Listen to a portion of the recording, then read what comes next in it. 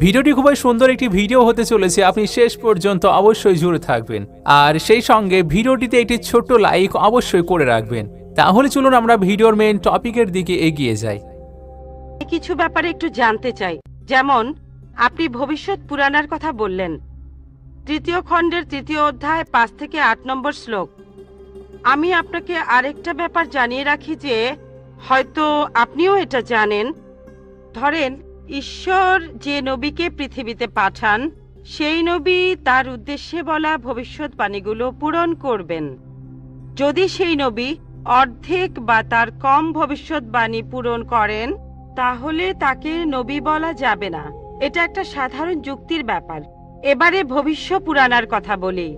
আপনি সেই ম্লেচ্ছ নেতার কথা বললেন আর বললেন তিনি নবী মোহাম্মদ ছাড়া আর কেউ নন। আচ্ছা, আমি আপনার কথার প্রথম অংশটা মেনে নিচ্ছি, কিন্তু পরের অংশটা আপনি ব্যাখ্যা করে বলেননি। এখন আপনাকে বলি, ম্লেচ্ছ একটা সংস্কৃত শব্দ, আর সংস্কৃত ডিকশনারি অনুযায়ী ম্লেচ্ছ শব্দটার অর্থ অনার্য অথবা পাপী অথবা খারাপ লোক।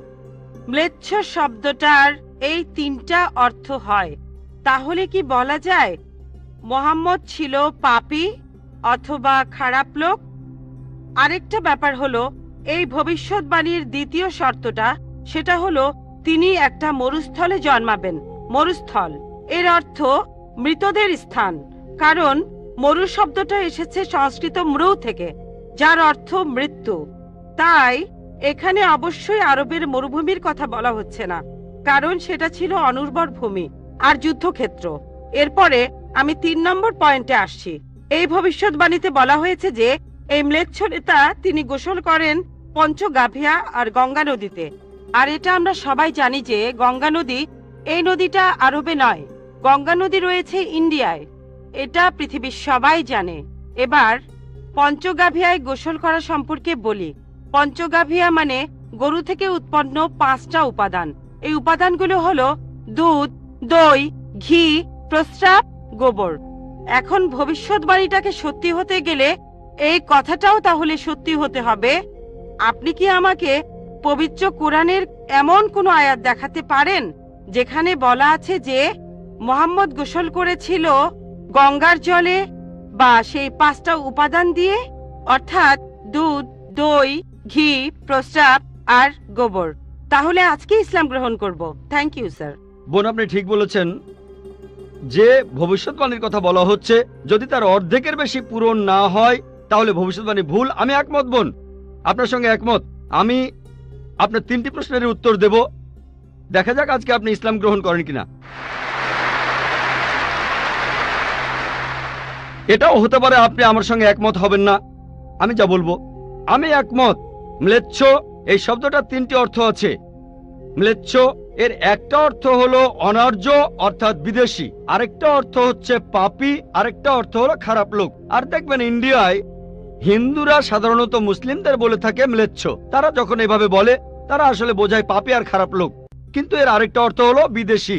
যখন আমি লেকচারে কোনো ধর্মগ্রন্থ থেকে উদ্ধৃতি দেই, সেখানে একটা শব্দের যদি অনেক অর্থ হয়, ব্যাপারটা এমন না ধরেন শব্দটার 4টা অর্থ আছে, তার মধ্যে 3টা অর্থ এখানে খাটে না, মাত্র একটা ঠিক হলেও অর্থ সঠিক হতে পারে। যেমন ধরেন কোরআন বলছে তোমরা শূকর খেও না। আজকে যদি ডিকশনারি খোলেন, এই শূকর শব্দটার একটা অর্থ হলো পুলিশ অর্থাৎ পুলিশ অফিসার, তাহলে একটা অর্থ শূকর, আরেকটা অর্থ পুলিশ অফিসার। তবে কোরআন বাইবেল এটা বোঝায়নি। বাইবেলে বুক অব লেভিটিকাস 11 অধ্যায় 7 থেকে 8 অনুচ্ছেদে আছে, বুক অব ডিউটেরোনমি 14 অধ্যায়ের 8 অনুচ্ছেদে আছে, বুক অব আইজায়া 65 অধ্যায়ের 2 থেকে 5 অনুচ্ছেদে আছে, বলা হয়েছে তোমরা শূকর খেও না, কিন্তু পুলিশকে বোঝায়নি বাইবেল। যদি আপনি বিভিন্ন ধর্মের ছাত্রী হয়ে থাকেন, যদি 10টা অর্থ থাকে সেখানে একটা অর্থও খাটে, দেখতে হবে সেটা সঠিক কিনা। 2টো সঠিক হতে পারে, 3টা সঠিক হতে পারে, সবগুলো সঠিক হতে পারে, কিন্তু যদি মাত্র একটা অর্থ সঠিক হয় এতেও ভবিষ্যৎবাণীটা ফলে যেতে পারে। আমি আপনার সঙ্গে একমত যে ম্লেচ্ছ এর একটা অর্থ অনার্য, ইন্ডিয়ানদের দিক থেকে একজন বিদেশি। আর আমি আমার লেকচারে তখন বলেছিলাম ম্লেচ্ছ শব্দের অর্থ হচ্ছে বিদেশি। আর আপনি ভুল পথে গিয়ে বলছেন এখানে ম্লেচ্ছ মানে হচ্ছে পাপী। আপনি আসলে এখানে ভুল বুঝেছেন বোন।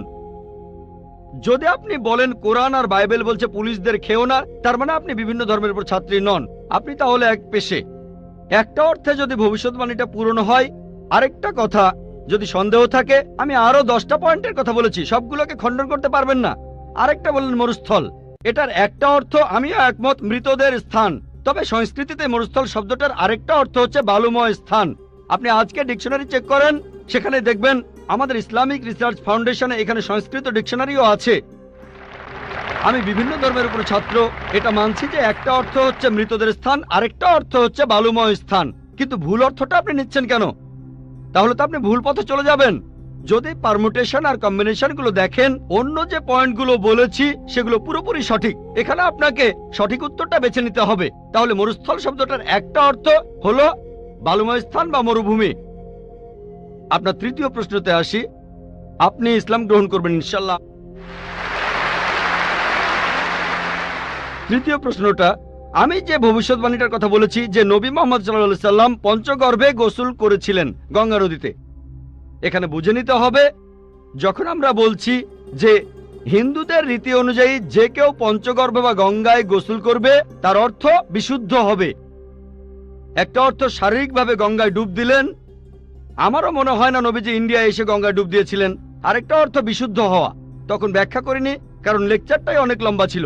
এই টপিকটা নিয়ে আমি সারাদিন কথা বলতে পারি, আমি এখানে খুব বিস্তারিত বলিনি। আমি প্রত্যেকটা ভবিষ্যৎবাণী নিয়েই আরো কয়েক মিনিট বলতে পারি, সব মিলিয়ে ঘন্টাখানিক বলতে পারবো। এখানে পঞ্চগর্ভে গোসল করা মানে হচ্ছে বিশুদ্ধ হওয়া।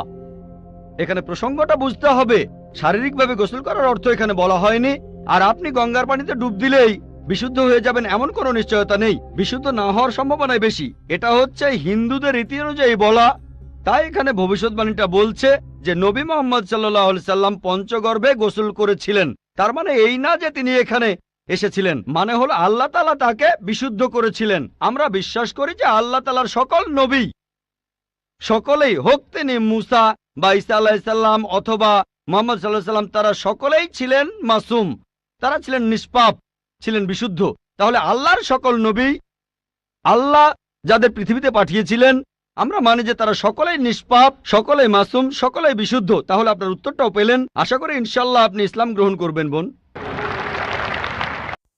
ভিডিও ভালো লাগলে ভিডিওটিকে আপনার ফ্যামিলি এবং দোস্তের মাঝে অবশ্যই শেয়ার করবেন। আমাদের সঙ্গে জুড়ে থাকার জন্য শুকরিয়া।